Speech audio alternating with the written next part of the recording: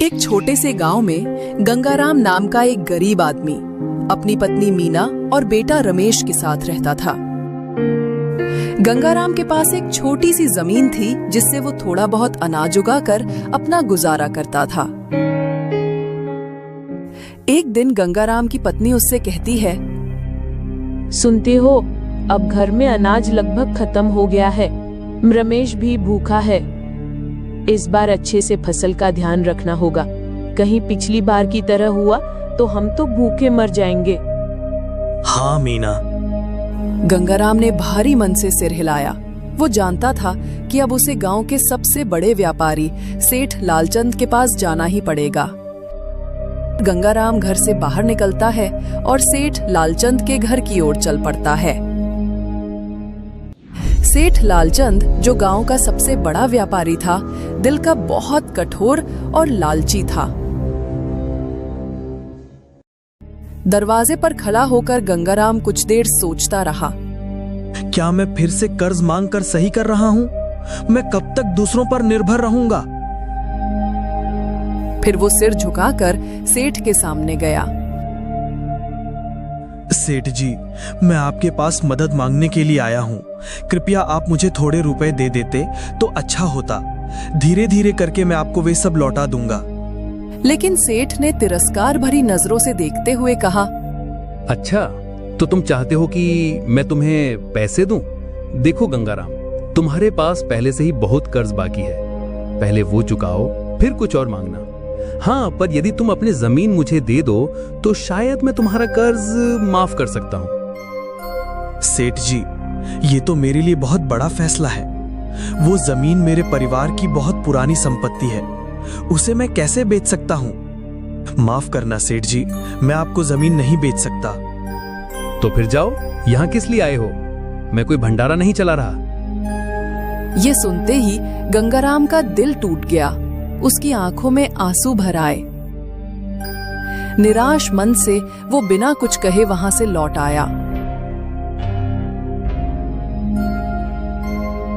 घर पहुंचते ही मीना ने उससे पूछा, क्या हुआ जी? कुछ मदद मिली कि नहीं? नहीं मीना, सेठ जी ने मदद करने से इनकार कर दिया।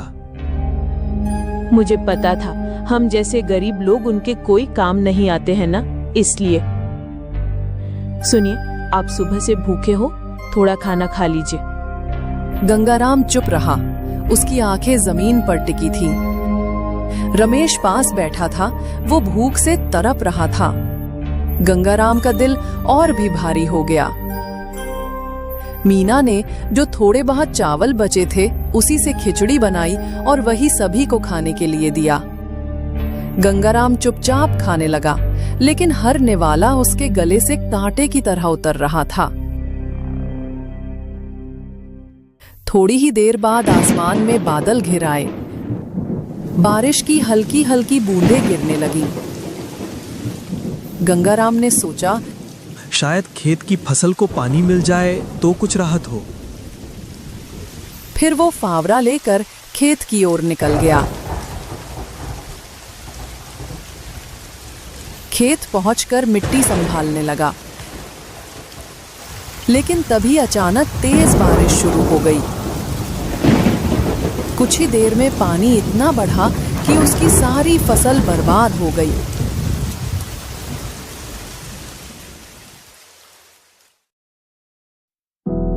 गंगाराम खेत के बीच खड़ा होकर आसमान की ओर देखता हुआ रो पड़ा। हे भगवान, मैंने क्या पाप किया है? एक तो फसल भी बर्बाद हो गया और ऊपर से सेठ जी का कर्ज।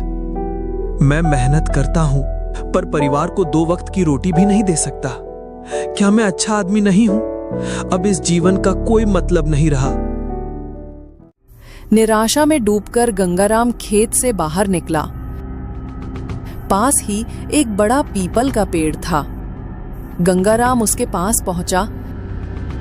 उसने अपने गले से गमछा निकाला और पेड़ की मजबूत डाली से बांध दिया। हे प्रभु, मेरी मजबूरी को समझना। मैं अब और नहीं सह सकता। मीना और रमेश को संभालना अब आपके हाथ में है। ये कहते हुए उसने गमछा गले में डालकर लटकने की कोशिश की। चारों तरफ अंधेरा छा गया। एक पल में ही सब कुछ सन्नाटा हो गया। बरसते बादलों की गड़गड़ाहट, भीगी मिट्टी की खुशबू और हवा का सन्नाटा, मानो पूरी प्रकृति भी गंगाराम के दुख में रो रही हो।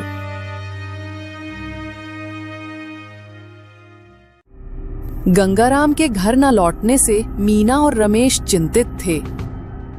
बेटा रमेश, तेरे पिता खेत पर गए हैं। इतनी रात हो गई और अभी तक वापस नहीं आए। कहीं कोई अनहोनी ना हो जाए, जाके देख के आना। आप चिंता मत करो माँ, मैं अभी जाकर देखता हूँ।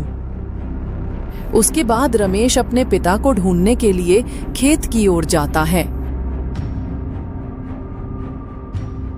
खेत पहुंचकर वो अपने पिताजी को ढूंढता है। उसे अपने पिता तो कहीं नजर नहीं आते, पर मिट्टी में पड़ा हुआ वो फावड़ा दिखाई देता है जो उसके पिता घर से ले गए थे। ये देखकर रमेश थोड़ा बेचैन हो उठता है। अगर फावड़ा यहाँ है तो पिताजी कहाँ चले गए? वो चारों तरफ ढूंढता है, पर कहीं भी उसके पिता नजर नहीं आता। मैंने कितना ढूंढा, पर पिताजी कहीं नजर क्यों नहीं आए? यहाँ तो इस अंधेरे जगह पर मुझे बहुत डर भी लग रहा है। मैं और यहाँ नहीं रुक सकता। अंधेरे में रमेश को बहुत डर भी लग रहा था, इसलिए वो और नहीं रह सका।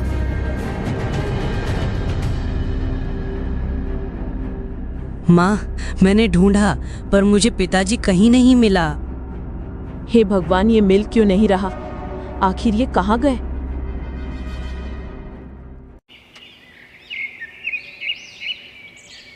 अगली सुबह एक आदमी माथे पर सब्जियां लेकर जा रहा था।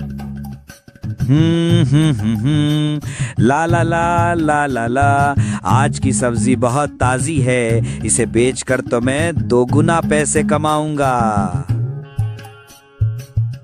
तभी उसकी नजर पीपल के पेड़ की ओर गई। उसे वहां कुछ लटकते हुए दिखाई दिया। उसने जब पास जाकर देखा, अरे अरे, ये तो गंगाराम है। भगवान, इसने तो आत्महत्या कर ली है। मैं अब क्या करूं? तो ये देखकर वो जोर जोर से चिल्लाने लगा और जल्दी से गांव जाकर सबको बुलाता है। अरे गांव वालों, जल्दी से चलो, सब कुछ अनर्थ हो गया। पर क्या हुआ ये तो बताओ। अरे वो नदी के किनारे जो पीपल का पेड़ है ना, वहां पे गंगाराम ने आत्महत्या कर ली है भाई। क्या गंगाराम ने आत्महत्या कर लिया? हे भगवान, चलो भाइयों, जल्दी से चलो। गांव वाले जल्दी से दौड़कर आते हैं और गंगाराम को उतारकर उसके घर ले जाते हैं। गंगाराम को ऐसे देखकर मीना और रमेश वहीं बैठकर रोने लगते हैं। हे भगवान, ये क्या हो गया? आप हमें छोड़कर क्यों चले गए? हम तो आपके बिना जी भी नहीं पाएंगे। सभी लोग ये देखकर हैरान थे। धीरे धीरे समय बीतता है। गंगाराम के चले जाने के बाद मीना बहुत उदास रहने लगी। रमेश भी अपने पिता को याद करके दुखी हो जाता था। रात का समय, तेज बारिश, झोपड़ी की टूटी छत से पानी टपक रहा था। अंदर एक बुझता हुआ दीपक टिमटिमा रहा था। मीना बिस्तर पर पड़ी थी। तेज बुखार से उसका चेहरा लाल था। रमेश भी उसके पास बैठा था। वो रोते हुए अपनी माँ के सिर पर हाथ फेरता है। माँ, तुम्हें कुछ नहीं होगा माँ, मैं अभी वैद्य को बुलाकर ले आता हूँ। रमेश नंगे पांव चलकर कीचड़ में फिसलता है, पर हार नहीं मानता। वो वेद जी के दरवाजे पर पहुंचता है और दरवाजे को जोर जोर से खटखटाता है। वैद्य जी, दरवाजा खोलिए। वेद जी दरवाजा खोलते हैं और हाथ में एक लालटेन लेकर बाहर निकलते हैं। क्या हुआ रमेश बेटा, और इतनी रात को तुम भीगते हुए मेरे घर आए? क्या बात है, कोई परेशानी है क्या? वैद्य जी, जल्दी से हमारे घर पर चलिए, माँ को बहुत बुखार आया है। ये क्या बोल रहे हो बेटा? चलो मैं अभी जाता हूँ, तुम घबराना मत।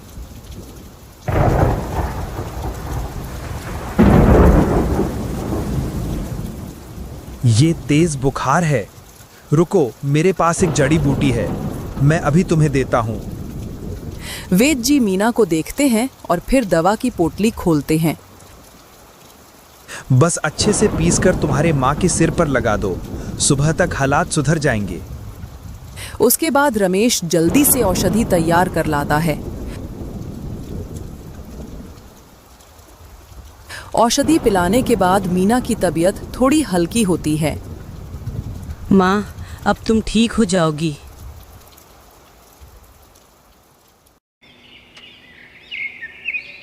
अगली सुबह माँ और बेटा झोपड़ी के बाहर बैठकर सोच रहे थे।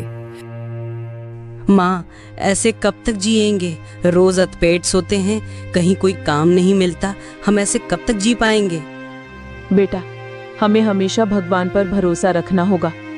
तुम्हारे पापा चले गए, अब हमें मिलकर हर मुश्किल का सामना करना होगा। चिंता मत कर, मेहनत से ही पेट भरेगा, कोई ना कोई रास्ता जरूर निकलेगा। हम खुद का कुछ काम शुरू करेंगे बेटा, अपनी मेहनत की रोटी खाएंगे। गांव में मजदूरी के लिए भी कोई काम नहीं बचा और फसल तो मुश्किल से खाने लायक ही हो पाती है। बेटा, हमारे पास हिम्मत और हुनर है। मैं कचौड़ी अच्छे बना सकती हूँ। अगर सड़क किनारे एक छोटी सी ठेला लगा लें तो हमारा काम बन सकता है। हाँ माँ, ये विचार तो ठीक है, लेकिन हमारे पास कुछ भी नहीं है। दुकान कैसे खोलेंगे? माँ, उसके लिए तो चूल्हा, आटा और सब्जियां चाहिए। हमारे पास पैसे भी नहीं हैं। बेटा, कुछ भी आसान नहीं होता, हमें कोशिश करनी होगी। मीना अपनी बची हुई पुरानी कंगन निकालती है और पास के सुनार के पास बेचने जाती है। रमेश भी उसके साथ जाता है। ये खास सोना नहीं है बहन जी, इसके बदले तो मैं आपको सिर्फ 500 रुपया ही दे सकता हूँ। पर भाई साहब, ये तो बहुत कम है। हाँ, तो इससे ज्यादा और नहीं होगा। कोई बात नहीं भाई साहब, दे दीजिए। सिर्फ 500 रुपए ही मिला? हाँ बेटा, जब किस्मत साथ ना दे तो कोई साथ नहीं देता है। देखना, इतनी कीमती सोना के बदले सिर्फ 500 रुपए ही मिला। मीना पैसे लेकर किराना की दुकान पर जाती है और जरूरत के हिसाब से मैदा, तेल और मसाले खरीदती है और टूटी फूटी कुछ लकड़ियों से एक ठेला भी बनवाती है।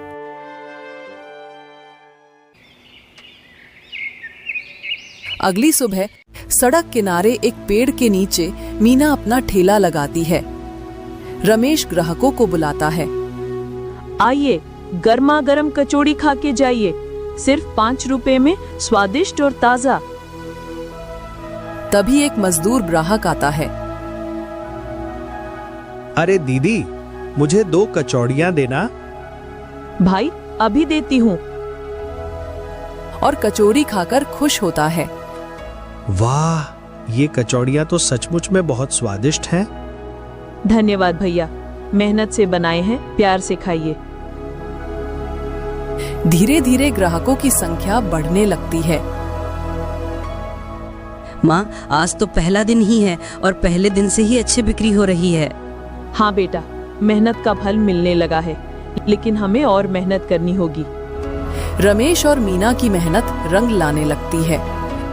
शाम का समय, सड़क के किनारे बने मीना के छोटे से ठेले पर हलचल थी।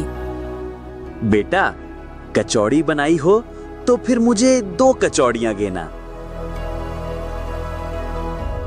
बहुत स्वादिष्ट है बेटा, मानो तेरे हाथ में जादू है, जादू। धन्यवाद चाचा। ऐसे ही चलते रहना, एक ना एक दिन जरूर सफल हो जाओगी। हाँ चाचा, आप लोगों के प्यार और ऊपर वाले के आशीर्वाद से बस अच्छा ही चल जाए, यही मेरी प्रेरणा है। तभी सेठ लालचंद एक कार पर सवार होकर आता है और दूर से दुकान को देखता है। अरे, ये तो वही गंगाराम की पत्नी है जिसने मुझे जमीन देने से मना किया था। इसे तो मैं देख लूंगा। ये बोलकर सेठ जी गाड़ी में बैठकर वहां से चला जाता है।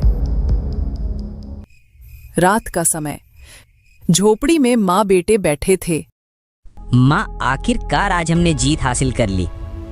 बेटा, ये जीत नहीं, मेहनत की सच्ची शुरुआत है। अब हमें और ईमानदारी से काम करना होगा।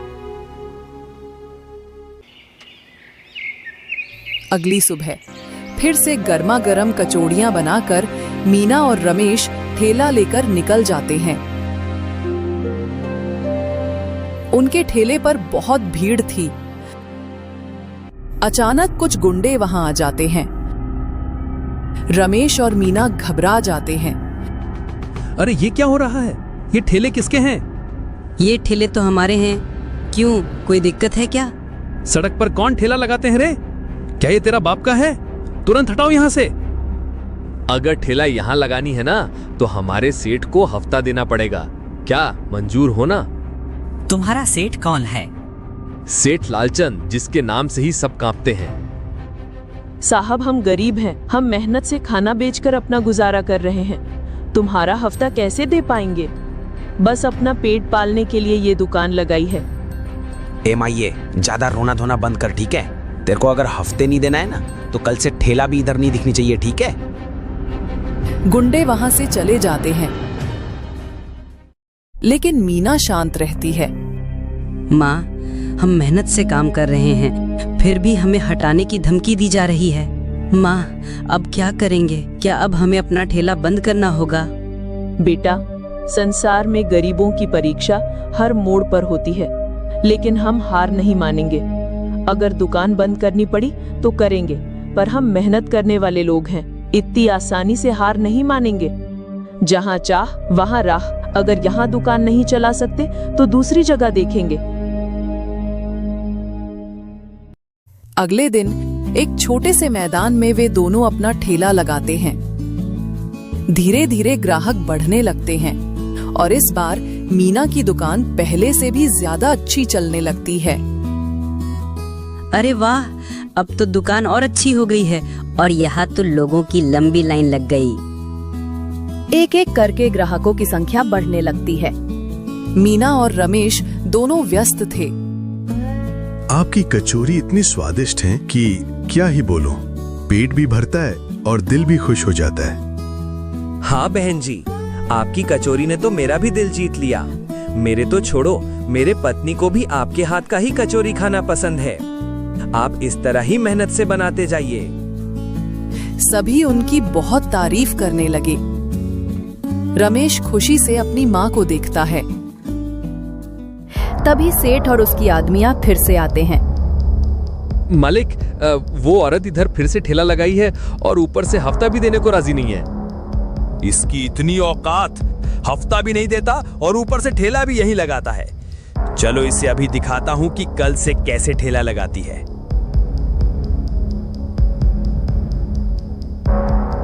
इसकी हिम्मत तो देखो, आज भी कैसे सड़क पर ठेले लगाई है। सड़क के किनारे अवैध दुकान किसकी इजाजत से लगा रखी है? मैं यहाँ कोई ठेला फेरी नहीं चाहता।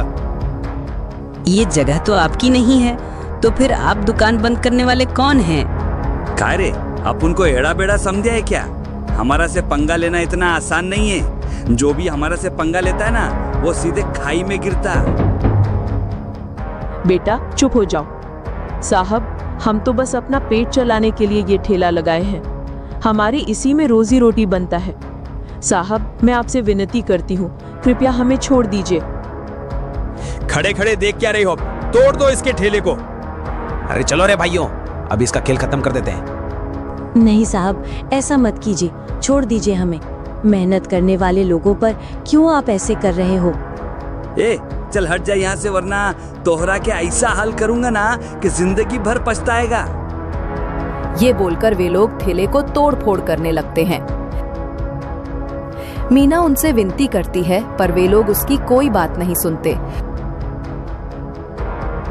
ठेले को तोड़कर गुंडे वहां से चले जाते हैं। वे गुंडों के जाने के बाद मीना और रमेश दुखी मन से वहीं बैठकर रोने लगते हैं। माँ, ये बहुत खतरनाक लोग हैं, हमें इनसे बचकर रहना होगा। अब क्या करेंगे बेटा? हमारे सब कुछ छीन गए, पूरी मेहनत हमारी मिट्टी में मिल गया। माँ, डर कर मेहनत छोड़ देना भी तो हार ही होगी। हमें कोई रास्ता निकालना होगा। रात गहराती है, पर दोनों माँ बेटे के चेहरे पर एक नाजुक सी थकान थी। जैसे कि वे सब कुछ खो चुके हों। उनके पास और कुछ भी नहीं बचा था। माँ, हमें पंडित जी के पास जाकर कुछ सहायता मांगना होगा। रात का समय। मीना और रमेश गांव के एक सम्मानित व्यक्ति पंडित जी से मिलने जाते हैं। पंडित जी नमस्कार। पंडित जी, हम भारी संकट में पड़ गए, कृपया आप हमारे मदद कीजिए। बताओ क्या मदद चाहिए? पंडित जी, कुछ गुंडे ने हमारी सारी मेहनत जला दी।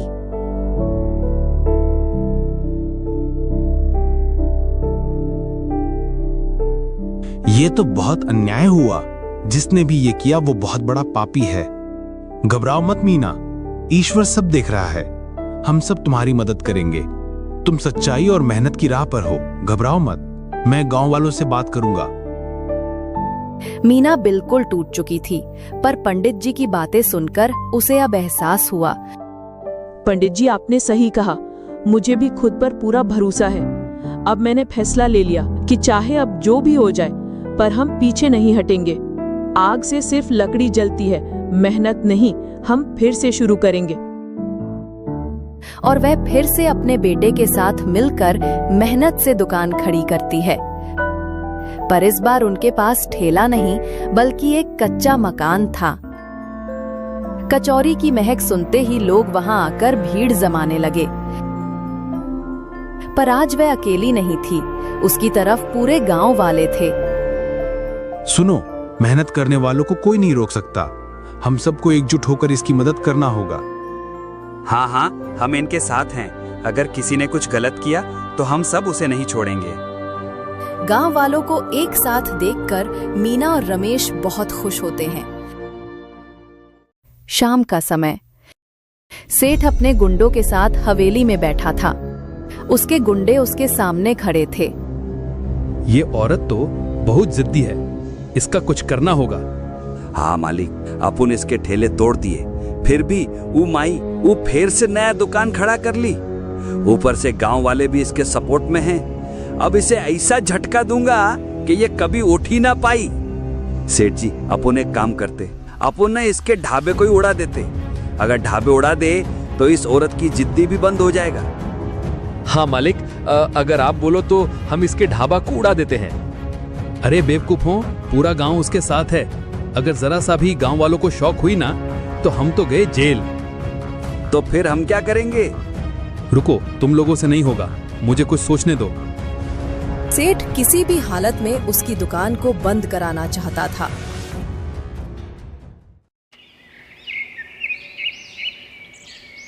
सुबह मीना की दुकान पर ग्राहकों की भीड़ लगी होती है।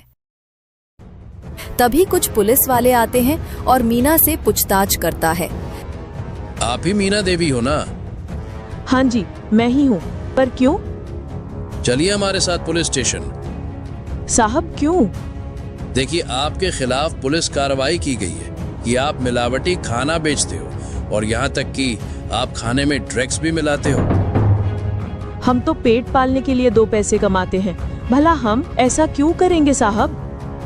ये क्या कह रहे हो इंस्पेक्टर साहब? ये औरत गरीब है लेकिन बहुत मेहनती है। इस पर गलत आरोप लगाया गया है। हाँ, मेरी माँ निर्दोष है। तभी वहाँ सेठ लालचंद आता है। सर, इसने ही खाने में ड्रग्स मिलाया है, तुरंत इसे अरेस्ट कर लीजिए। पता नहीं ये औरत हम गांव वालों को क्यों मारना चाहती है। भगवान का शुक्र है कि मैंने सही समय पर देख लिया, वरना ना जाने ये औरत किसे मार देती। नहीं साहब, हम मेहनत से काम करते हैं। ये झूठा आरोप है। हमने कभी कोई खराब खाना नहीं बनाया। अब आपको जो कहना है वो थाने में कहिएगा। फिलहाल हम आपको गिरफ्तार करने आए हैं। पुलिस मीना को गिरफ्तार कर लेते हैं। रमेश रोते हुए अपनी माँ को देखता है, लेकिन पुलिस मीना को ले जाती है। गांव वाले एकजुट होते हैं और पंडित जी के साथ मिलकर थाने जाते हैं। मेरी माँ निर्दोष है। हाँ साहब, हमें तो इसके हाथ के खाने से कभी कोई शिकायत नहीं हुई। लेकिन पुलिस सेठ के प्रभाव में थी और जमानत देने से मना कर देती है। इधर सेठ अपने गुंडे के साथ पार्टी कर रहे थे। अब आई ना पहाड़ के नीचे। बड़ा ही उसे उठने का शौक था ना। जा, हो गया काम तमाम। अब तो गांव वाले को भी लगेगा कि मीना ने ही खाने में ड्रग्स मिलाया था। मीना को जेल भेज के उसे बहुत हंसी आ रहे थे। रमेश दुखी होकर गांव के सरपंच के पास जाता है। सरपंच शहर के बड़े अधिकारी से मिलकर पूरे मामले की जांच करवाने का आदेश दिलवाता है। रमेश और गांव के कुछ युवा सेठ के पुराने नौकरों से बात करते हैं, जिनके साथ सेठ ने बुरा बर्ताव किया था। हाँ, मालिक ने कई गरीब किसानों की जमीन जबरदस्ती हड़प ली थी। जो विरोध करता था उसे मार पीट कर भगा देते थे। हाँ, मालिक के पुराने दस्तावेज अभी भी उनकी कोठी में रखे हैं। वहां उन्हें कई चौंकाने वाली बातें पता चलती हैं। रमेश इन सबूतों को पुलिस के पास ले जाता है। इन नए सबूतों के आधार पर पुलिस को झूठे सबूत गढ़ने की बात पता चल जाता है और सेठ का भेद खुल जाता है। पुलिस मीना को छोड़ देते हैं। हमें माफ कर दीजिए मीना देवी, हमने शक के दायरे में आपको गिरफ्तार किया। आप निर्दोष साबित हुए। पुलिस सेठ को गिरफ्तार कर ले जाते हैं। सर देखिए इसमें मेरा कोई कसूर नहीं है। मैं बेगुनाह हूं सर। सर देखिए, मेरे बात तो सुनिए। गरीबों के ऊपर अत्याचार और शोषण के खिलाफ उसे आजीवन कारावास की सजा दी जाती है।